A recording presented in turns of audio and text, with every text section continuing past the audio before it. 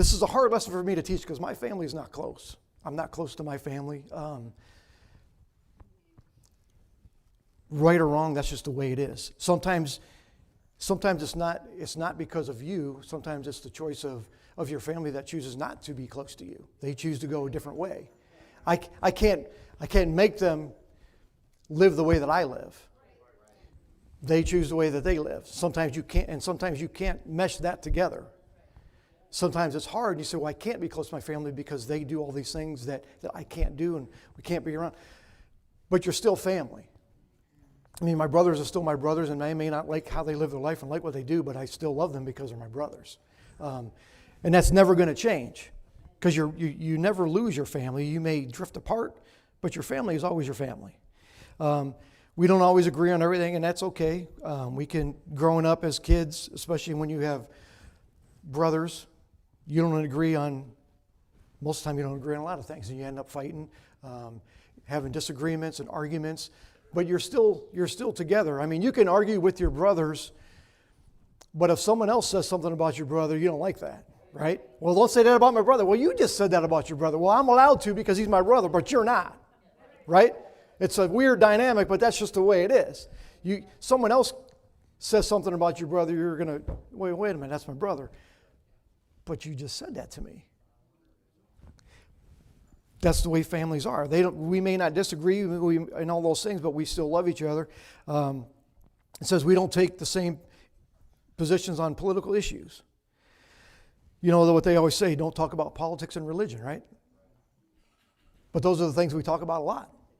And it seems like nowadays politics and religion kind of go hand in hand because the way that the Democrats are, and I'm going to say Democrats or the liberals, they're going so far away from God that it's hard not to talk about it.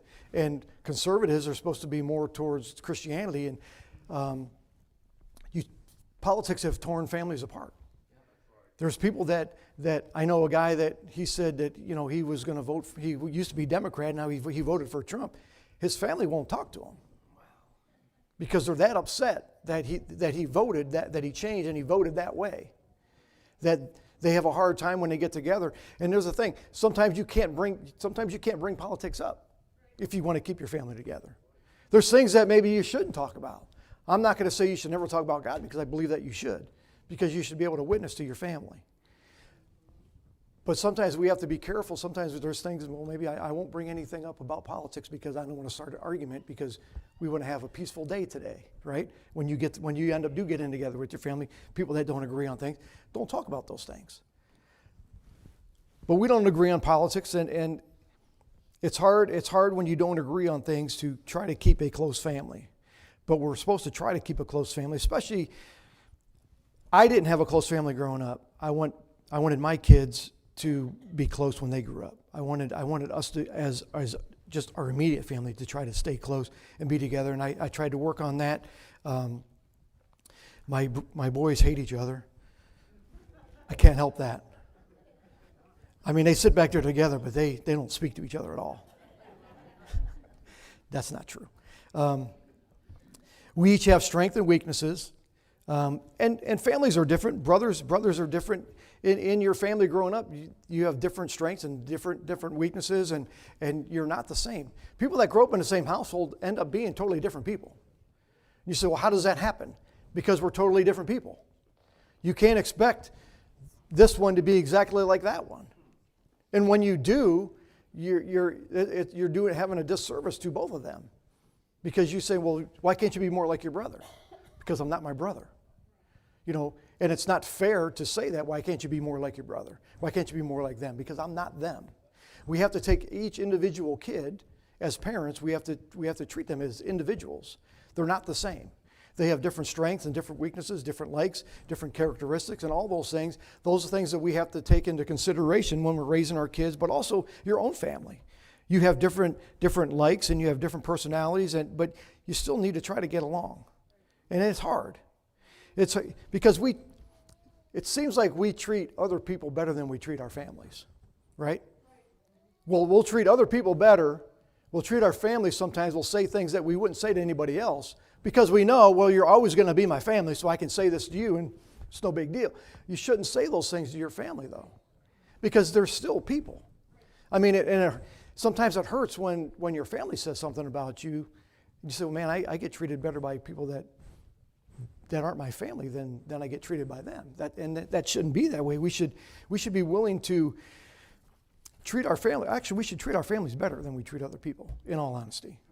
We should be kinder. We should be more loving. We should be more understanding because they are our family.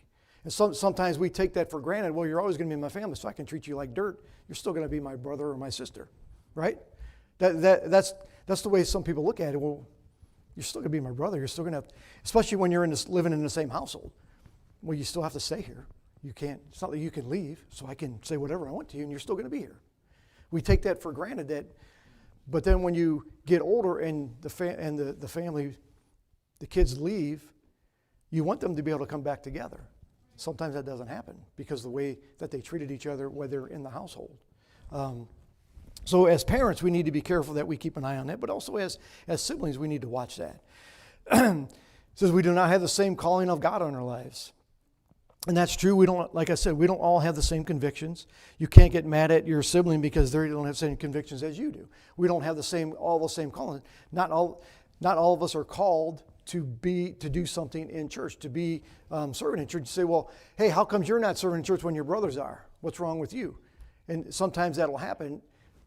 Well, because I didn't get called like he got called or they got called. That's not. You want your kids to serve the Lord, but they don't have to serve the Lord in the same capacity. Serving the Lord is following what His Bible says, coming to church, being a Christian. That's serving the Lord. Now, you can serve the Lord. Sometimes you're like both my boys work in the sound booth.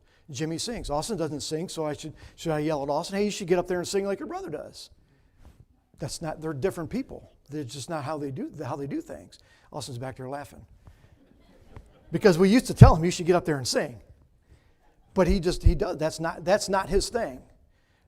That's what Jimmy does, and that's what Autumn would do.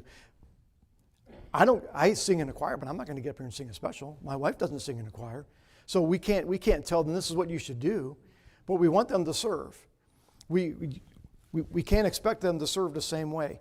Some people are called to do different things, but we should still not belittle our siblings because they're called to do something that we're not called to do, or they're called, we're not called, whatever. We should still try to get along no matter what. We should try to check on our siblings, see how they're doing. Sometimes, they move across the country, they move away. My dad lives in Florida. He's lived in Florida for a long time, so I don't get to see him very often, but we do talk to each other. And neither one of us are good at keeping in touch with each other. We say the same thing every time. Yeah, we'll try to call sooner than we have been. Neither one of us do. That's on both of us, though. But you need to try to stay in contact with your parents and with your siblings the best that you can, because there's going to be a day when you can't. Thankfully, if they're saved, there's going to be a day when you get to see them in heaven forever. But our job as Christians is to witness to our family. Try to get our family saved. Try to tell them about Christ. Even if they don't say, well, I don't agree with the way you agree, but do you believe in Jesus Christ? That's the most important thing. Whether you believe the same way I believe, it's whether you believe in Jesus Christ and are you going to go to heaven or hell. There's 6 things that help develop closeness. The first one is rituals. What is a ritual? Ritual is something that you do all the time. I have a ritual in the morning when I get up and get ready to go to work. I do the exact same thing every single morning. Monday, because I usually work, if I work on Saturdays, it's Monday through Saturday. I do the exact same thing. Then on Sunday, I have my ritual that I do on Sundays. And I don't like to deviate from that because when I do, I get all messed up. If I don't have something in the right spot, I forget it and I get to work. I'm like, oh, where's that at? Well, it wasn't where it was supposed to be because I didn't put it there the night before. It messes. We have rituals that we do. But those rituals can also help us have a close family. A ritual is eat together. Have dinner together as a family. Whatever time that dinner is. Sometimes dinner is late, but whatever that is, everybody comes to the dinner table.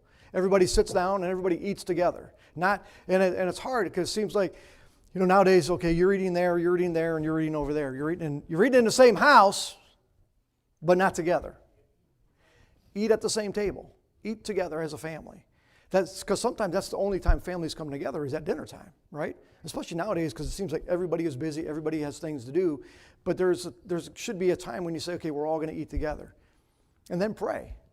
Pray for your food. Pray that God blesses your food, and that's something that you do together, and hopefully that's something that your kids will continue to do as they get older, is to pray before they eat.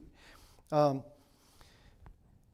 you do sit down together, don't let your kids have their phones. But don't you have your phone either. You know, as adults and as kids, we always say it's the kids, but like I said, when I go to work, we're all adults. We're all 6 people sitting there, nobody's talking to each other. All we do is look at our phones all day. It's like, and then, you know, this person's laughing and that person's laughing, but they're laughing at different things, looking at their phone. And sometimes I sit there and I'm like, what are you laughing at? I mean, you're laughing out loud. And it cracks me up. But we'll sit on our phone and we go to dinner. We're together at dinner, but are you really together? I mean, you're together, but you're not together because you're just on your phone. Being together is so you can communicate. Communication, looking at people, talking face to face. You say, well, yeah, no kidding. Yeah, but that's a weird thing nowadays to kids. Talking face to face? I don't know if I can do that. I mean, I have to actually look at you in the eye and speak to you and say words? Can I just text it to you? But that's the reality that we live in. Social skills are missing from our society today because we have our phones, because we text everything and we get online and we just watch stuff, and we don't really communicate as a society anymore either. We would rather just sit on our computer and say mean things to people over the computer. Because you can say things on the computer or on your phone that you wouldn't say to somebody in person. Because you have this shield. Well, I'm behind here, you know, like the Wizard of Oz. You remember the Wizard of Oz? He had a big curtain. He was back there and he was saying all these things. And you look at him, he's just this little goofy guy. But he had this screen that he could say all these things because nobody could see him. But that's the way we are in our society today. We can sit on the computer or on our phone and we can say mean things to somebody that we would never say to that person face to face. Because you wouldn't look somebody in the eye and say, well, what you said, well, here, tell me what, would you say this to somebody? You don't, well, yeah, I would, but you wouldn't. We have bravery, but social skills are missing because the society has made it that way. They want to separate us. They want to keep us apart so they can control us. And we say, well, that's just a conspiracy theory. Is it? How many conversations do you have with people face to face? I mean, yeah, you have your friends, but when you go out in public, I mean, how many people will actually talk to somebody? Hey, how you doing? You know, just even saying hello to somebody. Most of the time you just walk past somebody. Look, everyone's looking down, then nobody looks each other in the eye. Or when you pass somebody, they're like this. Right? And then you're like moving out of the way because they're going to run you over, because that's what we do. We have this like this all the time. So social skills are missing, but when you get together as a family, talk to each other. Have a conversation. Even if your kids don't want, sometimes your kids, you say, hey, how you doing? Good. How was school? Great.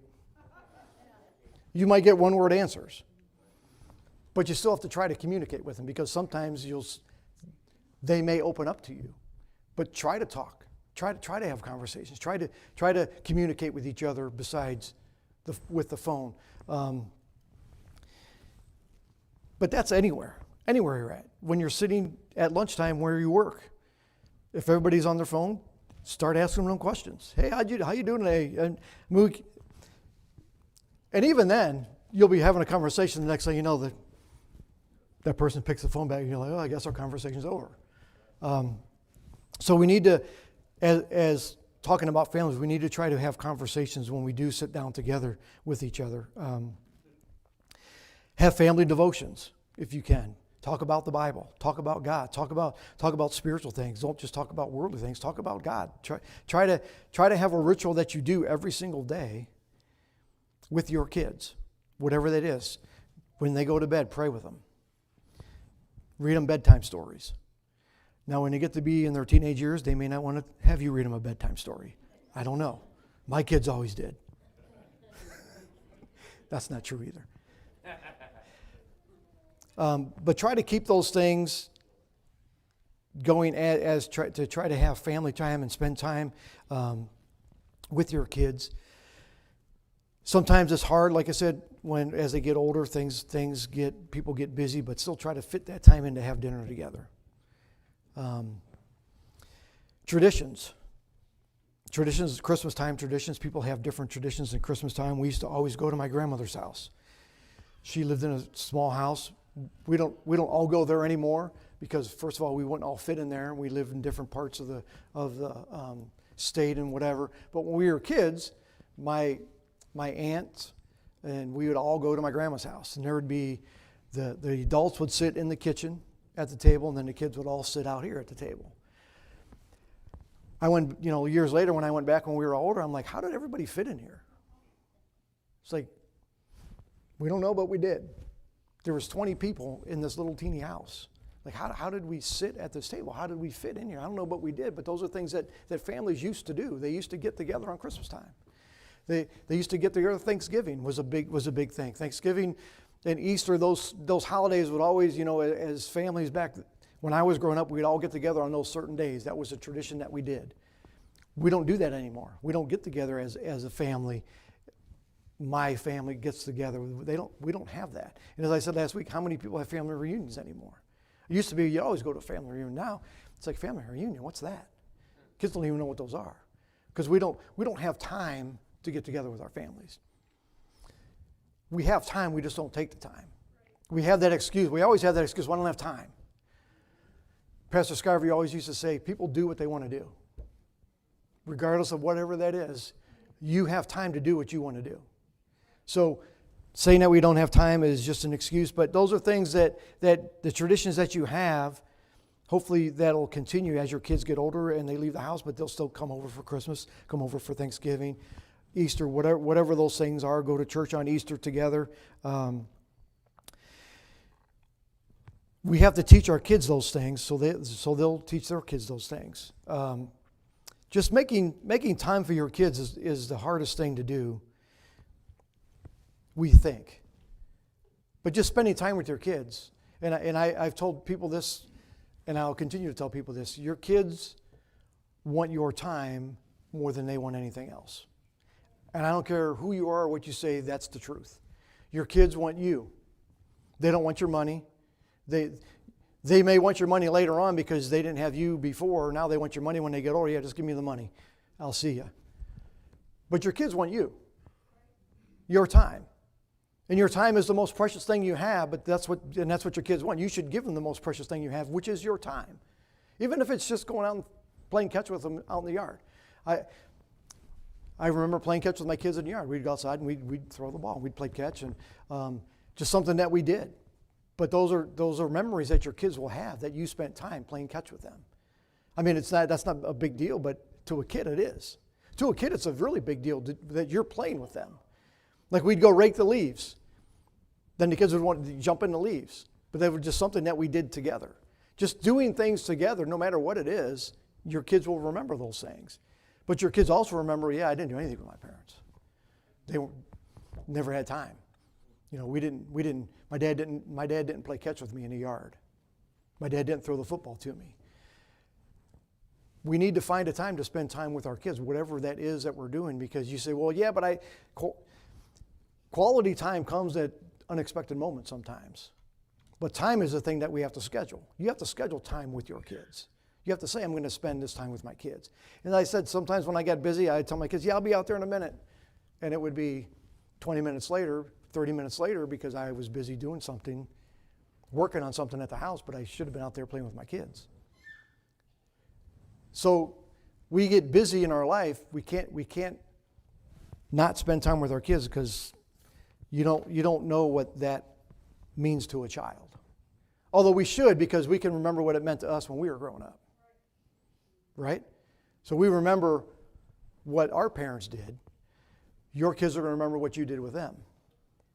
And hopefully that you spent time with them, and they'll want to spend time with their kids and do things with their kids that maybe you did with your family, the traditions that you did. Going on vacations is a big thing. Sometimes people say, well, we don't go on vacations together. Family vacation is something that you'll always remember because it's something that you did together. No matter what you do as a family together is something that you're going to remember. Your kids are going to remember because you remember. You remember things you did as a kid with your family. And we have to look at that and say, well, my kids are going to remember the same things that I did as a family growing up. Did we go on vacations together? I remember going on vacations with my parents, and my dad wouldn't drive at night. He didn't like driving at night, so he would drive during the day. We always drove at night because we wanted our kids to go to sleep, so they weren't bugging us. My dad just like, be quiet, entertain yourselves back there, because we didn't have videos that we would watch movies on, or we didn't have a phone to watch movies on. We actually had to keep ourselves occupied. But I remember we would sing songs when we would drive to Florida, because my grandparents lived in Florida. We would drive and we would stop halfway, stay at a hotel, which was an amazing thing as a kid. You got to stay at a hotel. Man, this is great. And back then they used to have diving boards at the hotels, and you can dive into the pool. But those are memories that you have as a kid that you remember doing those things. You say, yeah, but and I remember, man, it was miserable as a kid, sitting in the back seat with all the luggage. It was like, it wasn't comfortable sometimes, but you would have to occupy yourself for hours on end. But we did. And that was time that we spent together, but you remember that as a kid. Those are memories that you have as going on vacation. Memories of the past, talking about your grandparents, trying to tell your kids who your grandparents were, because sometimes depending on what age you have kids, sometimes your grandparents are really old, and your kids well, what did they ever do? I mean, they can barely walk, and you tell them, well, your grandfather, your grandmother, they did this. This is how they lived their life, and my grandma tells me stories about when she growing up, they lived during the Depression times, and she said, you would have to go to work in order to get food. You actually had to sign up and do work, and then you could go get food in the food line. You didn't just get food for nothing. You had to go work for your food, even though you weren't getting paid. But that was something that and they would scrimp and save, and they wouldn't do this and wouldn't do that. Those are the times they grew up in. So why would you tell them that? Because it kind of gives you an idea of what shaped them in their life. I mean, what we do, the era that we live in shapes us who we are as people. I mean, that's why older people are always about work, because you had to work no matter what. You had to work to get free stuff. Well, it's not free because you had to work. Yeah, but you weren't getting paid.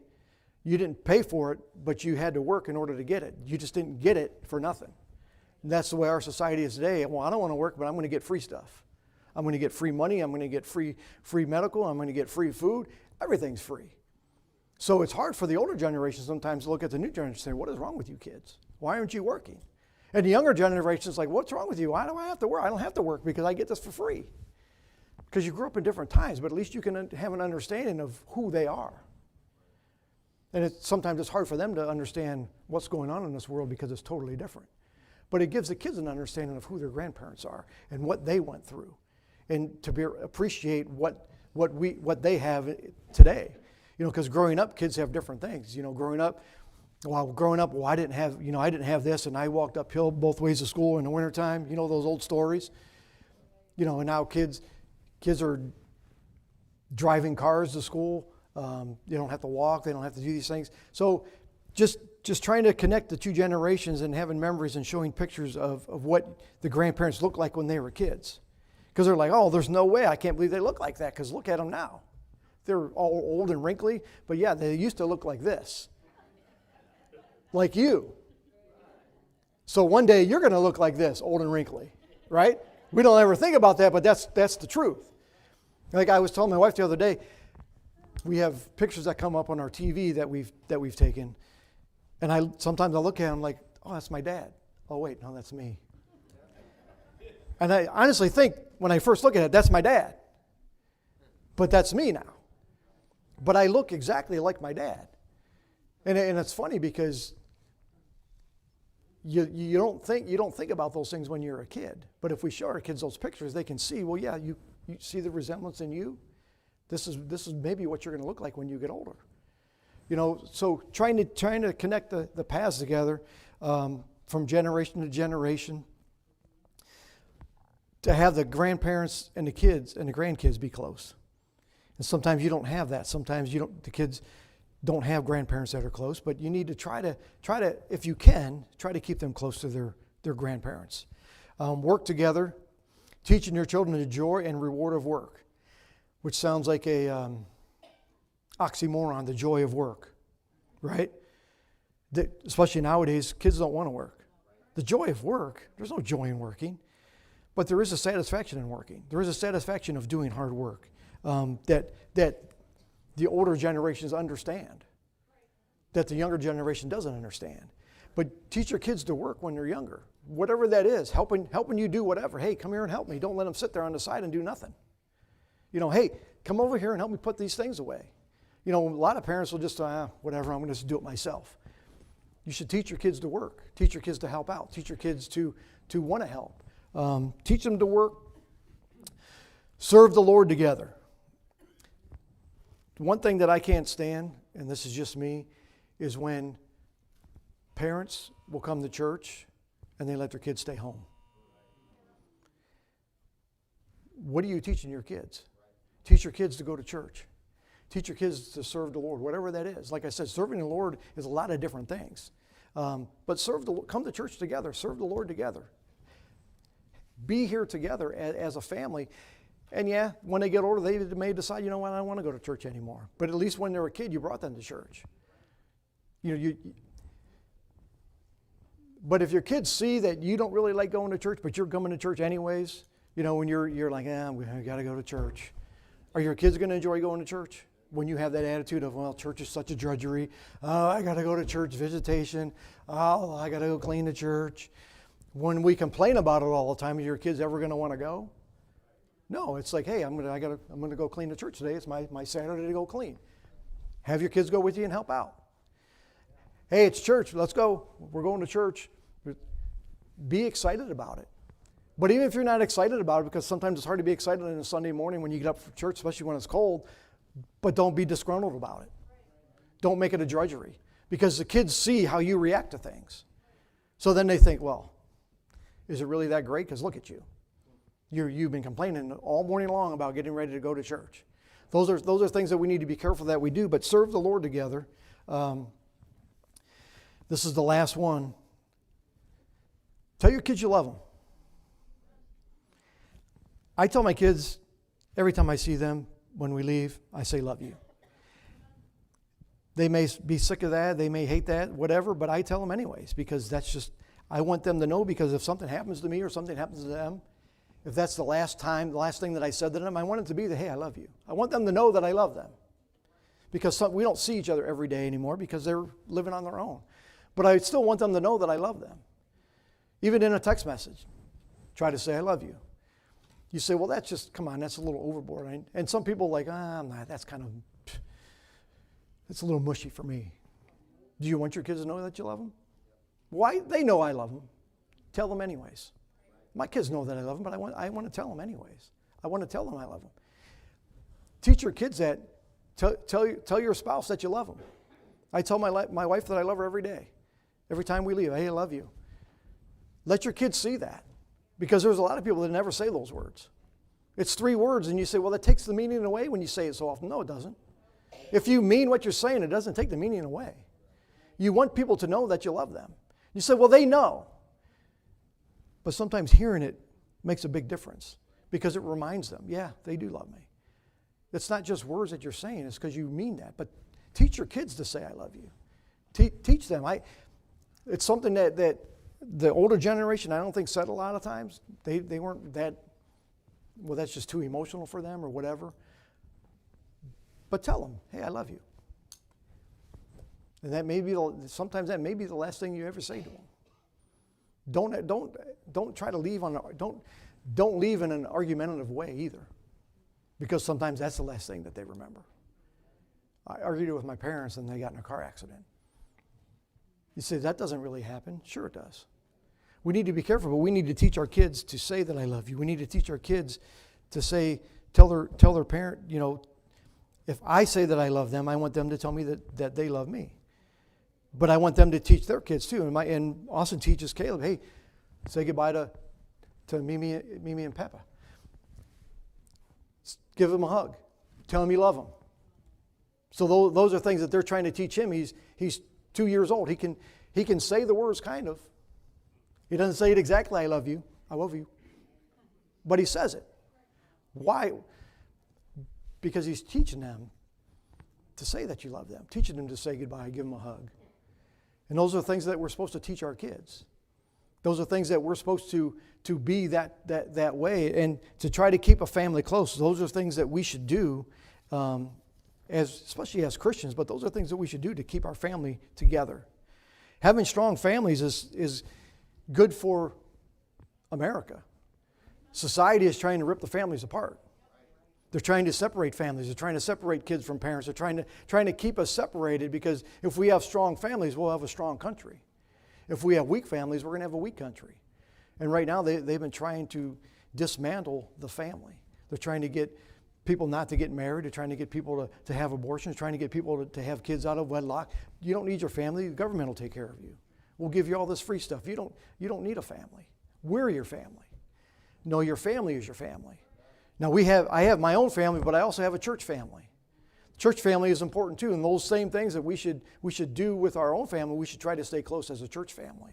We should try to treat each other the way we're supposed to treat each other, even though we don't get along and we have different things in common. The one thing we have in common is Jesus Christ, and we should love each other, and we should tell each other that we love each other, right? To try to keep our church family close. It's the same thing. Those are things that we're supposed to do as Christians. All right, let's pray.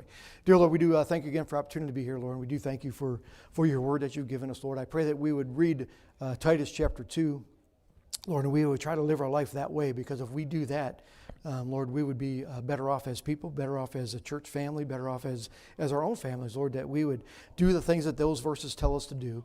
Lord, I pray you be with Pastor Ballard this morning as he preaches to us. I pray that you would be with the ones that are sick that couldn't be here, Lord. I pray you reach down and touch them. We ask and pray all these things in Jesus' name. Amen.